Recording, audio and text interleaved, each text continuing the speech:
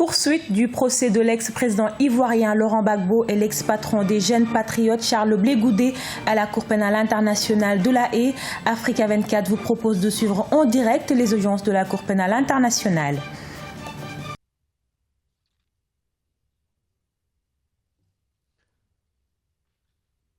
Please be seated. Veuillez vous asseoir.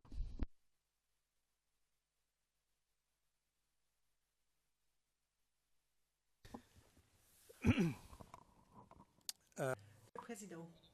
Bien, rebonjour à tous. Je vais immédiatement rendre la parole à Maître Hochet pour qu'il poursuive son interrogatoire du témoin. Maître Hochet, je vous remercie. Madame, Messieurs les juges, mon colonel, j'espère que vous avez bien déjeuné.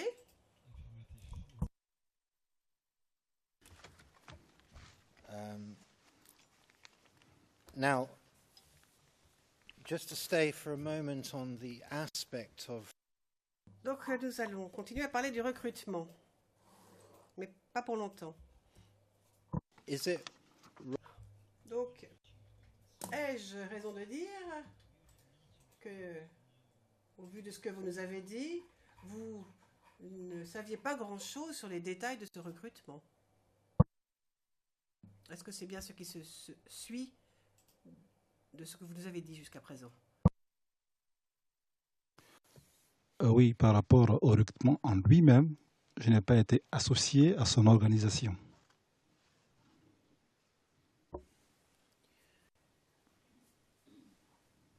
So, in fact, you... Question. Donc, à l'époque, vous ne pouviez pas être sûr pour savoir si c'était des recrues qui étaient directement incorporées dans la garde républicaine ou si elles étaient d'abord incorporées dans l'armée avant de passer à la garde républicaine. Ça, vous ne pouviez pas en être sûr.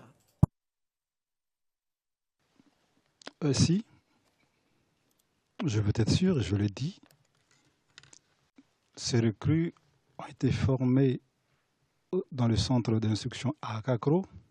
À l'issue de leur formation, c'est moi-même qui ai présidé la proclamation des résultats.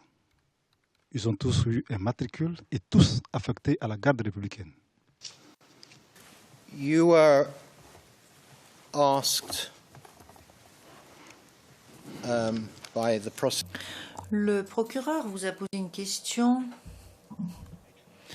au sujet de personnes que vous aviez vues dans votre camp.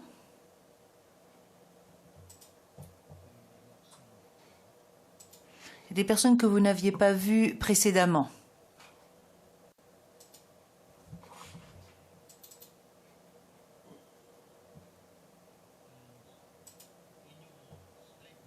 Et dans votre déclaration au bureau du procureur, à propos du même sujet, document CIV OTP 0057-1444,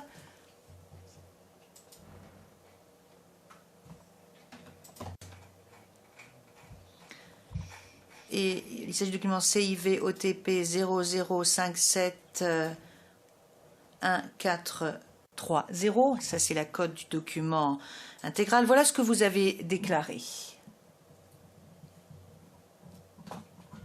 Alors d'abord, je vais vous présenter la question qui vous a été posée. Donc je cite, et je vais citer en français. Donc, vous avez vu ces jeunes qui n'étaient pas vos éléments, qui parlaient anglais ou un patois de l'Ouest.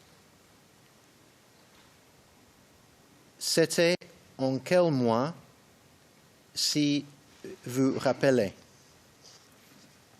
And you answered, non. Qu'est-ce que vous avez répondu? Période, même en avril, de début avril ou bien fin mars.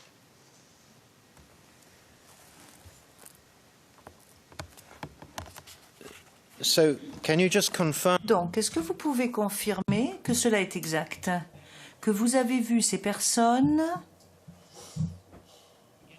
au début du mois d'avril ou à la fin du mois de mars?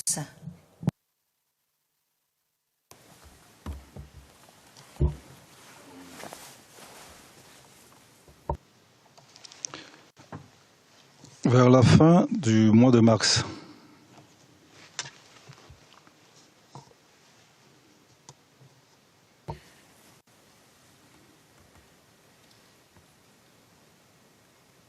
And was this just before? Et est-ce que cela s'est passé juste avant le bombardement de votre caserne? Affirmatif.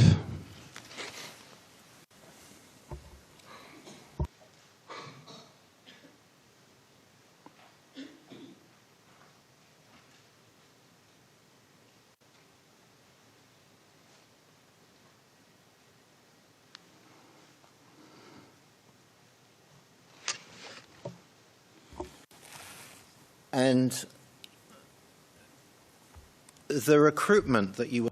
Et le recrutement dont vous avez parlé, est-ce que ce recrutement a eu lieu à la même époque, à la même période? Je dis que c'était dans le mois de décembre que ce recrutement a eu lieu.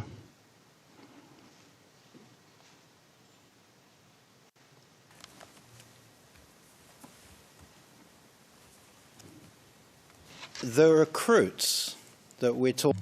Question. Alors, les recrues dont on parle, sont-ils aujourd'hui dans l'armée? Affirmatif. Ces recrues sont aujourd'hui dans l'armée parce que à la fin de leur formation, ils ont pu avoir un matricule. Donc, ils ont été intégrés dans l'armée.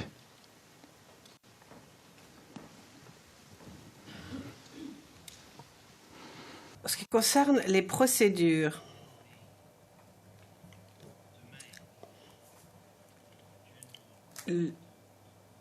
le général Doblo-Blé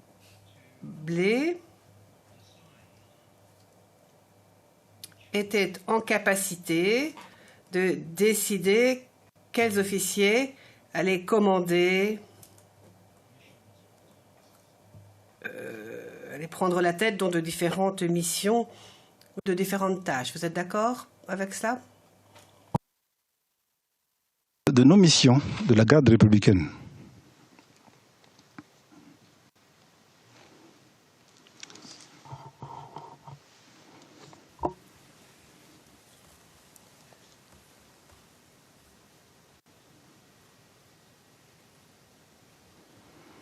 It was within his prerogative.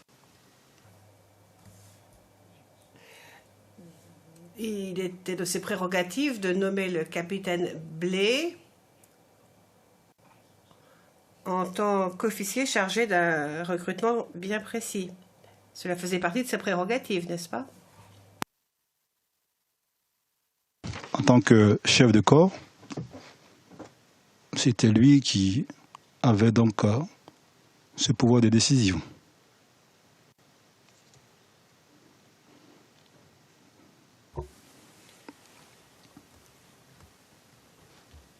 And recruitment was not...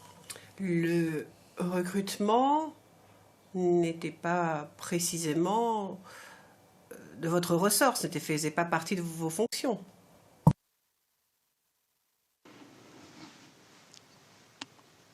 Ça ne faisait pas partie de mes fonctions, mais c'est l'état-major qui pilote généralement les recrutements.